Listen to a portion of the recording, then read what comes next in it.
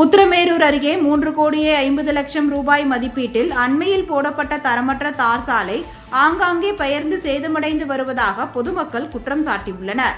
காஞ்சிபுரம் ஒன்றியத்துக்குட்பட்ட ஆரப்பாக்கம் நெடுஞ்சாலையிலிருந்து ஆரப்பாக்கம் கிராமத்திற்கு செல்லும் 2.4 கிலோமீட்டர் சாலை, காவானதண்டலம் கிராமத்திற்கு செல்லும் 3 கிலோமீட்டர் சாலை, ஆவலூர் செல்லும் 3 கிலோமீட்டர் சாலை மற்றும் 2.2 கிலோமீட்டர் தூரம் உள்ள அங்கம்பாக்கம் சாலை ஆகிய பணிகளை சில மாதங்களுக்கு முன்பு உத்திரமேரூர் சட்டமன்ற உறுப்பினரும் காஞ்சிபுரம் மாவட்ட திமுக செயலாளருமான சுந்தர் பூமி பூஜை போட்டு தொடங்கி வைத்தார். 4 சாலைகளுக்கும் மொத்தம் 3,50,00,000 ரூபாய் ஒதுக்கீடு செய்யப்பட்டு அங்கம்பாக்கம் சாலை தவிர மற்ற 3 தார் சாலைகளும் போடப்பட்டன. ஆனால் சாலை போடப்பட்டு சில தினங்களே ஆன நிலையில் ஆங்காங்கே பெயர்ந்து சேதமடைந்து வருவதாக பொதுமக்கள் குற்றம் சாட்டுகின்றனர். தற்பொழுது சேதமடைந்த இடங்களில் புதிதாக சல்லிக்கற்கள் போடப்பட்டு தார் ஊற்றப்பட்டு வருவதாக கூறப்படுகிறது.